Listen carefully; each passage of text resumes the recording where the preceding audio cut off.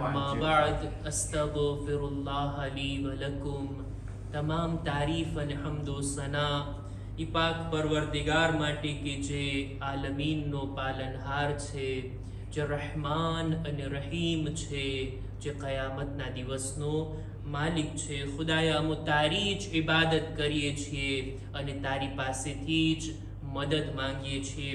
દુરૂદ ઓ સલામ થાય મુહમ્મદ અને આલે મુહમ્મદ ઉપર. અલ્લાહુમ્મા સલ્લી અલા મુહમ્મદ વ આલે મુહમ્મદ. કે જે હસ્તીઓ અલ્લાહથી સૌથી વધારે નજદીક છે, તેથી જ તેઓ આપણી દુઆઓ કબૂલ થવાના ઝરિયા અને વસીલા છે. દુનિયામાં આપણી હિદાયતના ઝરિયા છે અને આખિરતમાં પણ એમની શફાઅત થકી આપણી નજાત પાકી અને નક્કી છે. ખુતબાની શરૂઆતમાં પોતાની જાતને અને ત્યારબાદ આપ તમામ મુમિનીનને તકવા, પરહેઝગારી, ગુનાહોથી બચવા, નેક અને પરહેઝગાર બનવાની ભલામણ કરું છું. નહજુલ બલાગાનો 110મા નંબરનો ખુતબો આપણી ચર્ચા હેઠળ છે. આજે આ ખુતબાનો છેલ્લો પેરેગ્રાફ રજૂ કરીને આ ખુતબાને આપણે પૂરો કરશું. અમીરુલ મુમિનીન હઝરત અલી ઇબ્ન અબી તાલિબ અલૈહિસ્સલામ. અલ્લાહુમ્મા સલ્લી અલા મુહમ્મદ વ આલે મુહમ્મદ. આ ખુતબાની અંદર અલગ અલગ ટોપિક ઉપર ગુફ્તગુ ફરમાવ્યા. સૌપ્રથમ તો ખુદા સુધી પહોંચવાના 10 વસીલાઓને, 10 નેક કામોને મૌલા ગણાવ્યા. ત્યારબાદ ભલામણો કરતા કરતા કુરાન મજીદ વિશે ઘણી તાકીદ કર્યા. અને આજે જે પેરેગ્રાફને રજૂ કરવો છે એની અંદર મૌલા એક એવી વાત બયાન કરે છે, એક એવો જુમલો બયાન કરે છે કે સૌપ્રથમ તો મુજના ચીજ જેવા તાલિબ ઇલ્મોને લાગુ પડે. મૌલા આ રીતના બયાન કરી છે કે વ ઇન્નલ આલિમા બિગૈરિ ઇલ્મિહી કલ જાહિલિલ હાઇરિલ લઝી લા યસ્તફીકુ મિન જહલિહ. એવો આલિમ, એવો જાણકાર કે જે પોતાના ઇલ્મ ઉપર અમલ ના કરતો હોય ને, એવા જાહિલની માફક છે કે જે ક્યારેય પણ પોતાની જહાલતની નિંદરથી બેદાર જ નથી થતો. લોકોના 4 પ્રકાર આ જુમલાની હેઠળ આપણા ઉલમા બયાન કરે છે. લોકોના 4 પ્રકાર. આ રીતના એની તકસીમ થઈ શકે. અમુક લોકો હોય એ જાણકાર હોય, અમુક લોકો ન જાણવા વાળા. આપણે કહીશું આલિમ અને જાહિલ. આલિમને એક બાજુ રાખી દઈએ. જાહિલમાં પણ 2 પ્રકાર છે. અમુક લોકો એવા છે કે જે જાહિલ છે, એને ખબર પણ છે કે હું જાહિલ છું, મને નથી આવડતું, અને મને ખબર પણ છે કે મને નથી આવડતું. દાખલા તરીકે હું મેડિકલ સાયન્સ પ્રત્યે જાહિલ છું, મેં મેડિકલનું નોલેજ નથી લીધું, હું ડોક્ટર નથી, અને મને ખબર પણ છે કે હું ડોક્ટર નથી. ન જાણવા વાળાના પણ 2 પ્રકાર. અમુક લોકો એવા છે કે જેને ખબર નથી, જાણતા નથી, અને ઈ પણ એને ખબર છે કે આપણે નથી જાણતા. પણ અમુક લોકો એવા હોય કે જેમની પાસે ઇલ્મ નથી, જાહિલ છે, એમ છતાંય પોતાને જાણકાર સમજી બેઠા હોય. પોતે એવા ભ્રમમાં હોય કે મને તો બધું આવડે છે, હું તો બધી ચીજનો જાણકાર છું. આ જાહિલના 2 પ્રકાર. ઈ લોકો કે જેઓ જાણતા નથી, એને ખબર પણ નથી કે નથી જાણતા, એને કહેવાય જાહિલે મુરક્કબ. આપણે એની વાત પણ એક બાજુ રાખી દઈએ. એવા ન જાણનાર, એવા જાહિલ કે જેઓ કંઈ નથી જાણતા, એમની પાસે માલુમાત નથી, એના પણ 2 પ્રકાર. અમુક હોય છે, ઓલમાં લખે છે એટલે અર્થ કરું છું, જાહિલે કાસિર અને જાહિલે મુકસ્સિર. એટલે શું? એટલે એક માણસ અભણ રહી જાય, અજાણ રહી જાય, જાહિલ રહી જાય.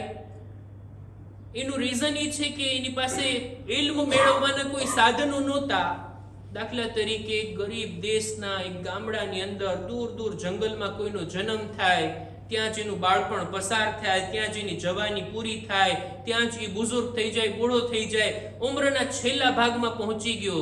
ન તો એને સ્કૂલ જોઈ, ના મદ્રેસો જોયો, ના ટેકનોલોજીની પાસે હતી, ના કંઈ સફર કરી. એ માણસ જાહિલ રહી ગયો. એને કહેવાય જાહિલે કાસિર, કે એ જાહિલ છે પણ ઇલ્મ હાસિલ કરવાના કોઈ સાધનો એની પાસે નહોતા અને એ જાહિલ રહી ગયો. એના મુકાબલામાં આવે છે જાહિલે મુકસ્સિર. જાહિલે મુકસ્સિર એને કહેવાય કે જે જાહિલ તો છે, કંઈ જાણતો નથી, કંઈ એને માલુમ નથી, અને એ જાણી શકતો હતો એમ છતાંય ના જાણ્યો. દાખલા તરીકે આજના જમાનામાં આવા દેશમાં, આવા ગામની અંદર કોઈ બાળકનો જન્મ થાય, એ મોટો થાય, 5-10 વર્ષનો થાય, સ્કૂલે ના જાય, ભણે નહીં, કંઈ શીખે નહીં, કંઈ પડે નહીં, કંઈ વાંચતા લખતા ના શીખે, જવાન થઈ જાય, એ મોટો થાય, એ બુઝુર્ગ થાય, એ પણ જાહિલ છે, એ પણ નથી જાણતો. આનામાં અને ઓલો જંગલમાં રહેતો હતો, બેમાં ફરક છે કે નહીં? બંને જાહિલ છે.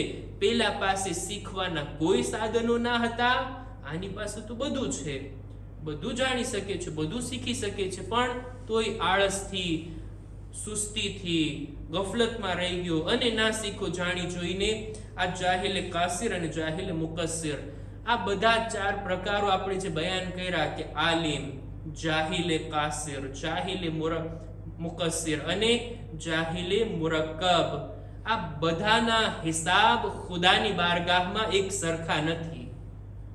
ખુદા જ્યારે આ બધાથી પૂછાણ કરશે, બધાથી સવાલ કરશે, બધાથી એક સરખો સવાલ નહીં કરે. ભાઈ દરેકની પાસે કંઈક ને કંઈક ઉઝર તો છે ને, કંઈ ને કંઈ જવાબ તો છે ને. ઓલો માણસ જંગલમાં રહી ગયો, ઈ જ્યારે ગુજરી જાય, ખુદાની બારગાહમાં હાજર થાય, ખુદા એનાથી સવાલ કરશે કે ભાઈ તે કેમ અમલ ના કર્યો? તો એ જવાબમાં આટલું તો કહી શકશે ને, ખુદાએ હું કંઈ જાણતો જ નહોતો, જાણી શકતો પણ ના હતો, અને નતીજામાં જાહિલ રહી ગયો અને અમલ ના કરી શક્યો. ઓલા જાહિલ મુકસ્સિર, એનાથી જરા કડક પૂછાણ કરવામાં આવશે ને કે ભાઈ તું નહોતો જાણતો, જાણી શકતો હતો અને તે ના જાણ્યું, તારો હિસાબ સખ્ત છે, એનો અઝાબ સખ્ત છે. પણ હવે સૌથી વધારે ખતરનાક સજા જેના માટે ખુદા રાખશે એ એવા જાણકાર માટે છે, એવા આલિમ માટે છે કે જાણવા છતાં એના ઉપર અમલ ના કર્યો. આનો હિસાબ સખ્ત છે, આનો હિસાબ વધારે મુશ્કેલ છે. ઇમામ ઈ બાબતમાં આગળ બયાન કરે છે કે બલિલ હુજ્જતુ અલૈહિ અઅઝમ, ખુદા એની સાથે જ્યારે આર્ગ્યુમેન્ટ કરશે, ખુદા જ્યારે એની સામે દલીલ લાવશે, આ આલિમ પાસે જવાબ નહીં હોય. શું એમ કહી શકે છે ખુદાએ હું નહોતો જાણતો? ના, બધું જાણતો હતો. તો પછી શા માટે અમલ ના કર્યો? શા માટે પોતાના ઇલ્મ ઉપર અમલ ના કર્યો? ત્યારબાદ કહે છે વલ હસરતુ લહુ અલઝમ, આ આલિમ, આ જાણકાર કયામતના દિવસે જે અફસોસ કરશે ને, આનો અફસોસ સૌથી વધારે સ્ટ્રોંગ હશે, સૌથી વધારે પછતાવો આવા આલિમનો હશે કે જે જાણવા છતાં અમલ ના કર્યો. એની મિસાલ એના જેવી જ છે કે દાખલા તરીકે એક જંગલને કે જેના રસ્તાથી આપણે અજાણ છીએ, એ જંગલને આપણે પસાર કરવું છે, પાર કરવું છે. હવે અજાણ્યા રસ્તા ઉપર ચાલીને આપણે એને પાર કરવું છે, તો આપણી પાસે નકશો હોય, જીપીએસ હોય, કોઈ આપણને ગાઈડ કરવા વાળું હોય, કોઈ એવા સાધનો હોય, આપણે આસાનીથી એને પાર કરી લઈશું. ભલે એક વખત પણ આપણે ત્યાં નથી ગયા, પણ હવે કોઈ એવો માણસ કે જેની પાસે આ બધા સાધનો છે, બધી ચીજો છે, એ બધાને એક થેલીમાં મૂકીને ખાડામાં નાખી દે અને પછી એમને જંગલમાં ઘૂસી જાય અને અજાણ્યો થાય, ભૂલો પડે, રસ્તો ભટકી જાય અને હલાક થઈ જાય. આવા માણસને કેવો અફસોસ થશે કે મારી પાસે બધા સાધનો હતા, નકશો હતો, બધી ચીજો મને ગાઈડ કરવા વાળી હતી, એ બધાને હું ફેંકી અને આ અજાણ્યા જંગલમાં ચાલી નીકળો. આ આલિમને પણ આવો જ પછતાવો, બલકે આના કરતા વધારે થશે કે દુનિયામાં હિદાયતની બધી ચીજો મારી પાસે હતી, જિંદગીને કામયાબ બનાવવાની ચીજો ખુદાએ મારા ઇખ્તિયારમાં રાખી હતી, બધું મારી પાસે ઉપલબ્ધ હતું, એમ છતાંય મેં એનાથી લાભ ના ઉઠાવ્યો, મેં મારી જાણકારીથી જ ફાયદો ના ઉઠાવ્યો, અને નતીજામાં હલાકત એ ઇન્સાનનું નસીબ બને. વહુવ ઇન્દલ્લાહિ અલ્વમ. અને આગળ મૌલા કહે છે કે સૌથી વધારે મલામત, સૌથી વધારે નિંદા ખુદા જેની કરશે એ આવા લોકોની છે કે જે આલિમે બેઅમલ હતા, પોતાના ઇલ્મ ઉપર અમલ નહોતા કરતા. અર્થ કર્યું કે આ વાત સૌપ્રથમ તો મારા જેવા તાલિબ ઇલ્મને લાગુ પડે, પણ જો આને આપણે તામીમ આપીએ બધા માટે, આમ બયાન કરીએ તો જેટલું જાણીને એ એટલો આલિમ, જેની પાસે કુરાનની જેટલી આયતોનું ઇલ્મ છે ને એ એટલો આલિમ, રિવાયતોને, અહેકામ, મસાઇલને, દીન જેટલો જાણે છે કોઈ એ એટલો આલિમ છે. જેટલું જાણીએ છીએ શું એના ઉપર આપણે અમલ કર્યા? જો નહીં થાય, ના કર્યા હોય તો પછી આપણે પણ આ જ કેટેગરીમાં છીએ, આ જ વાતની અંદર શામિલ છે કે જેને મૌલા બયાન કરે છે, પનાહ માંગીએ ખુદા પાસેથી એવી હાલતથી કે ઇન્સાન જાણતો હોય પણ એના ઉપર અમલ ના કરે. ખુદા ઇન્શાઅલ્લાહ આપણને અમીરુલ મુમિનીનની તાલીમાત પર અમલ કરવાની, બોલનાર સાંભળનારને નેક તૌફીક અતા ફરમાવે. આ સાથે જ નહજુલ બલાગાનો 110મા નંબરનો ખુતબો પૂરો થાય છે. ઇન્શાઅલ્લાહ આપણે નહજુલ બલાગાની બીજી કોઈ ચર્ચાને આવતા ખુતબાથી શરૂ કરશું. અહેકામ અને મસાઇલની અંદર આપણે મસાઇલ બયાન કર્યા હતા કઝા રોઝાના બારામાં. અમુક મસાઇલ કે જેના તરફ ધ્યાન દોરવવું મને જરૂરી લાગે અને કિતાબમાં તરતીબથી, ક્રમથી આ રીતના બયાન થયું છે એટલે રજૂ કરું છું.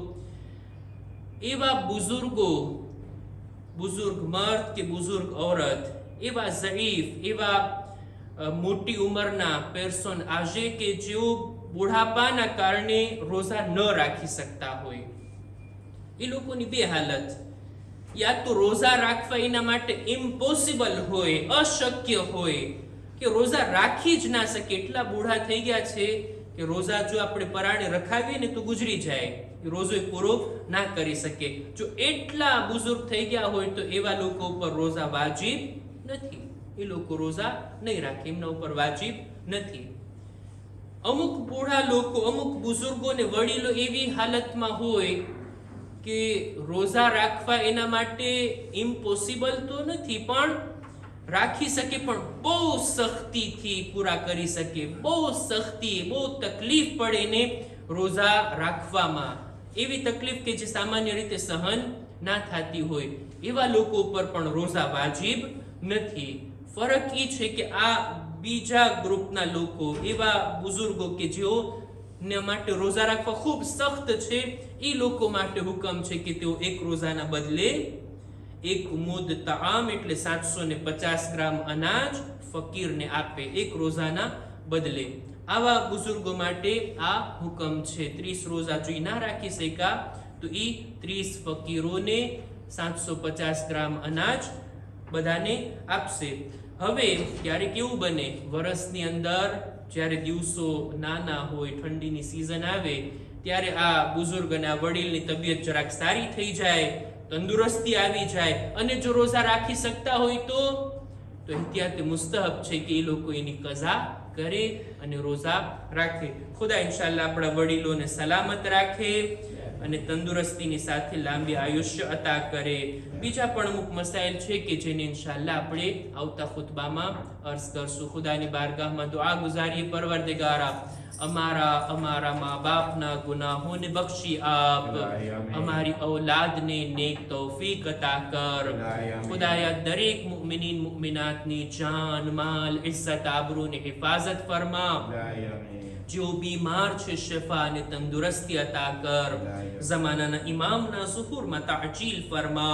हमारो शुमार इमना साथियों में कर. रब्बना तक़ब्बल मिन्ना इन्नका अंतस समीउल अलीम.